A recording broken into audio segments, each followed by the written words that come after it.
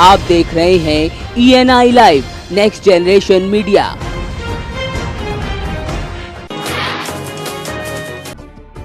आम आदमी पार्टी के राष्ट्रीय प्रवक्ता संजय सिंह और आशुतोष मिर्जापुर पहुंची है। संजय सिंह ने गुजरात चुनाव पर बोलते हुए कहा कि भारतीय जनता पार्टी गुजरात में हारने वाली है, जिसके लिए उन्होंने हार्दिक पटेल की सभाओं और रैलियों में भीड़ का हवाला भी दिया। संजय सिंह ने कहा कि अगर ईवीएम का करिश्मा नहीं हुआ तो बीजेपी बुरी तरह हारेगी। आम आदमी पार्टी मोहब्बत की बुनियाद पर हिंदुस्तान को बनाना चाहती है। गुजरात के अंदर भारतीय जनता पार्टी एक बुरी हार की ओर बढ़ रही है। अगर ईवीएम का करिश्मा नहीं हुआ तो मैं दावे के साथ कह सकता हूं, जिस तरह से हार्दिक की रैलियों में सभाओं में भीड़ जुट रही है, जिस प्रकार से गुजरात की जनता के अंदर गुस्सा और आक्रोश देखने को मिल रहा है, भारतीय जनता पार्टी बुरी तरह से कल के आज जो चुनाव हो रहा है और जो चुनाव परिणाम आएगा उसमें हारने जाएगी। देखिए, गुजरात के अंदर जो है वहाँ की जनता ने वोट दिया है और मुझे ये लगता है कि वहाँ बीजेपी एक बड़ी करारी हार की तरफ बढ़ रही है और जिस तरीके से पूरे मामले को सांप्रदायिक रंग देने की कोशिश की गई है वो देश के लिए बड़ा दुर्भाग्यपूर्ण है। और आम आदमी पार्टी की तरफ से मैं मांग करता हूँ कि जिस तरीके अगर वो ये मानते हैं प्रधानमंत्री जी कि वाकई मनमोहन सिंह जी ने और देश की पूर्व रक्षा मंत्री ने, रक्षा जो सेनाध्यक्ष ने अगर षड्यंत्र किया है तो पहला काम होना चाहिए इंक्वायरी होनी चाहिए, दूसरा काम होना चाहिए इन लोगों के खिलाफ देशद्रोह का मुकदमा चलना चाहिए और तीसरी बात यह है कि इनको गिरफ्तार करके पूरे षड्यंत्र का फांस होना चाहिए।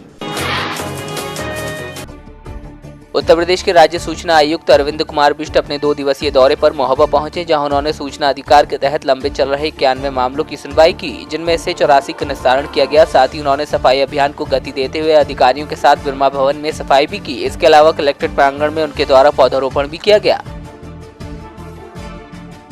स्वच्छता अभियान तो मैं यहाँ महोबा में आया था, 2 दिन का मेरा कार्यक्रम था। यहाँ पे जन सूचना अधिकार अधिनियम के जो प्रकरण थे उनकी सुनवाई के लिए मैं यहाँ आया था। आज हमारी सुनवाई का कार्यक्रम पूरा हुआ है तो मेरे मन में आया कि स्वच्छता अभियान पूरे भारत का एक अभियान होना चाहिए और जन जन का अभियान होना चाहिए।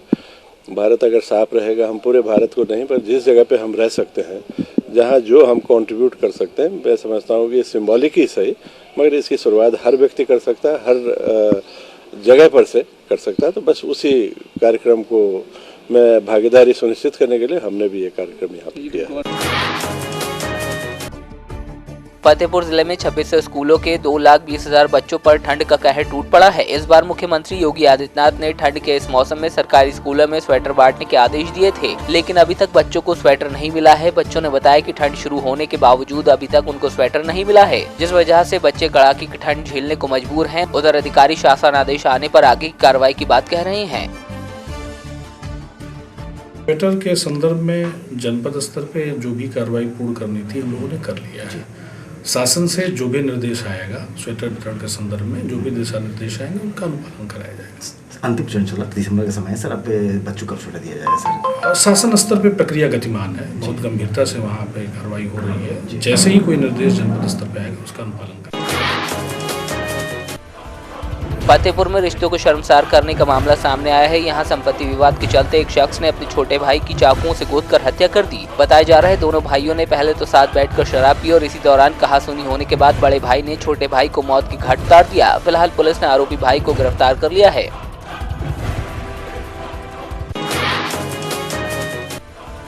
फतेहपुर जिले के बकेवर थाना क्षेत्र में एक ज्वेलर शॉप में चोरों ने सेंध लगाते हुए नकदी और लाखों की ज्वेलरी पर हाथ साफ किया। दुकानदार की माने तो करीब 1 किलो सोना और 10 किलो चांदी चोर चुरा कर ले गए। चोरों ने दुकान में लगे सीसीटीवी को भी तोड़ दिया। फिलहाल पुलिस जल्द ही घटना के खुलासे का दावा कर रही है।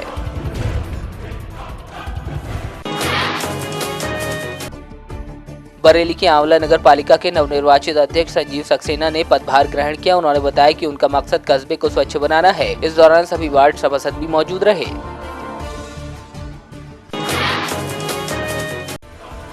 हाथरस में शॉर्ट सर्किट होने के कारण एक घर में भीषण आग लगने के बाद अफरा तफरी मच गई। आग के कारण मकान में रखा लाखों का सामान जलकर खाक हो गया। वहीं लोगों ने बिजली विभाग पर आरोप लगाते हुए कहा कि शिकायत के बावजूद विभाग ने जर्जर तारों को ठीक नहीं कराया, जिसके चलते हादसा पेश आया।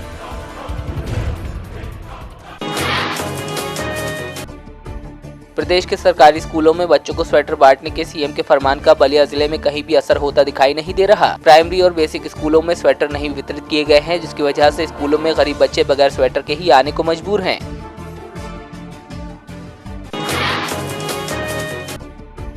धर्मनगरी घोषित होने के बाद मथुरा को अलग सुविधाएं देने और बेहतर बनाने के लिए एक और नया प्रस्ताव भेजा गया है, जिसको अमल में लाने के बाद मथुरा पुलिस का नया रूप देखने को मिलेगा। मथुरा के एसएसपी स्वप्निल ममगई ने पुलिस की अलग पहचान बनाने के लिए एक प्रस्ताव डीजीपी को भेजा है, जिसमें ये बताया गया है कि मथुरा की पुलिस को बांके बिहारी की छवि का चिन्ह प्रदान किया जाए, जिससे यहाँ आने वाले पर्यटकों को बांके बिहारी की छवि पुलिस में भी देखने को मिलेगी।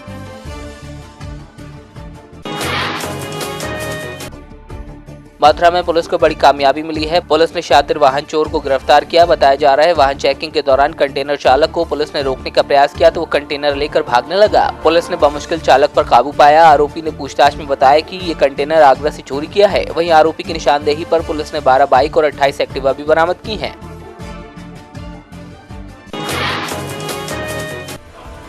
कन्नौज में छेड़छाड़ का विरोध करने पर एक मनचले ने महिला की पिटाई कर दी। इतना ही नहीं, मनचले ने महिला के कपड़े तक फाड़ दिए। महिला ने मामले की शिकायत पुलिस से की तो पुलिस ने तहरीर लेने के बाद कोई भी कार्रवाई नहीं की, जिससे आहत महिला ने मिट्टी का तेल डालकर आत्मदाह का प्रयास किया। वहीं अब पीड़िता अस्पताल में जिंदगी और मौत से जूझ रही है।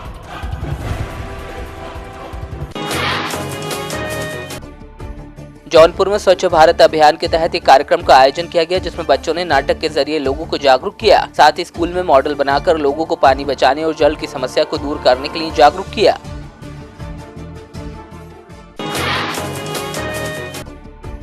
मोगा जिले की 2 नगर कौंसिलों और 1 नगर पंचायत के चुनावों को लेकर सिविल प्रशासन और पुलिस ने पूरी तैयारियां कर ली हैं। वहीं भागा पुराना के 15 वार्डों में कांग्रेस ने पहले ही कब्जा कर लिया है और अब यहां चुनावी प्रक्रिया नहीं होगी। वहीं धर्मकोट में भी 13 में से 2 वार्डों में कांग्रेस प्रत्याशी बिना चुनाव के ही जीत गए हैं और अब 11 वार्डों में चुनाव होना है, जिसमें 30 उम्मीदवारों की किस्मत का फैसला 11,973 मतदाता करेंगे। दूसरी तरफ नगर पंचायत फतेहगढ़ पंजतूर में पहली बार चुनाव हो रहा है और यहाँ 11 वार्ड है, जिनमें से 7 वार्डों में पहले ही कांग्रेस ने कब्जा कर लिया है।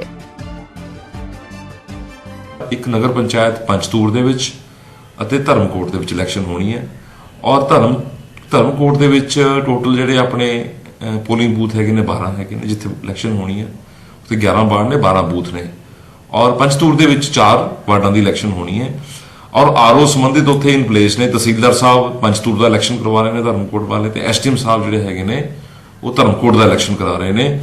ਸਾਰੇ ਪ੍ਰਬੰਧ ਕੀਤੇ ਜਾ ਚੁੱਕੇ ਹਨ। ਐਸਐਸਪੀ ਸਾਹਿਬ ਦੇ ਨਾਲ ਡੀਐਸਪੀ ਦੇ ਨਾਲ ਰਾਬਤਾ ਕਾਇਮ ਕਰਕੇ ਸਿਕਿਉਰਿਟੀ ਦੇ ਪ੍ਰਬੰਧ ਪੂਰੇ ਕਰ ਦਿੱਤੇ ਗਏ ਹਨ। ਮਸ਼ੀਨਾਂ ਜਿਹੜੀਆਂ ਹੈਗੀਆਂ ਅਸੀਂ ਸਪਲਾਈ ਕਰਤੀਆਂ। ਸਾਰੀ ਜਿਹੜੀ VOTING ਹੋਣੀ ਹੈ ਮਸ਼ੀਨਾਂ ਨਾਲ ਹੋਣੀ ਹੈ। ਸੇਮ ਡੇ ਸ਼ਾਮ ਨੂੰ ਹੀ ਕਾਊਂਟਿੰਗ ਹੋ ਜਾਣੀ ਹੈ। ਕਾਊਂਟਿੰਗ ਤੋਂ ਬਾਅਦ ਵਾਪਸ ਜਿਹੜੀਆਂ ਹੈਗੀਆਂ ਰਿਜ਼ਲਟ ਡਿਕਲੇਅਰ ਹੋ ਕੇ ਕੈਂਡੀਡੇਟ ਜਿਹੜੇ ਜੇਤੂ ਹੋਣਗੇ ਉਹਨਾਂ ਨੂੰ ਐਸਡੀਐਮ ਸਾਹਿਬ ਵੱਲੋਂ ਸਰਟੀਫਿਕੇਟ ਦਿੱਤਾ ਜਾਊਗਾ।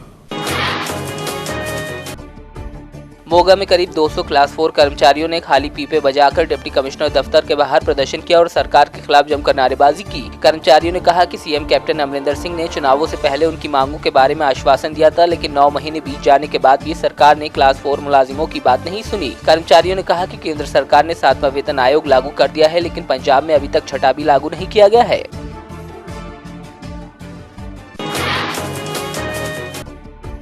जालोर स्थित आदर्श राजकीय उच्च माध्यमिक विद्यालय भादरडा में राज्य सरकार द्वारा बालिकाओं को निःशुल्क साइकिल बांटी गई। कक्षा 9 में पढ़ने वाली छात्राओं को साइकिल का वितरण किया गया, जिसे पाकर छात्राओं के चेहरे खिल उठे।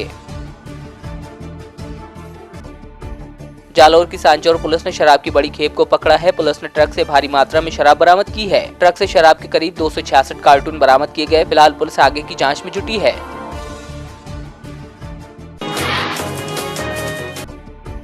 सांगली में गुहागर से विजापुर जाने वाले राजमार्ग को चौड़ा करने के लिए जमीन अधिग्रहण होना है। इस परियोजना में जिन किसानों की जमीन जा रही है उन्हें उचित मुआवजा मिले, इसके लिए एक शिविर का आयोजन हुआ। शिविर को सामाजिक कार्यकर्ता उल्का महाजन ने संबोधित करते हुए किसानों का मार्गदर्शन किया।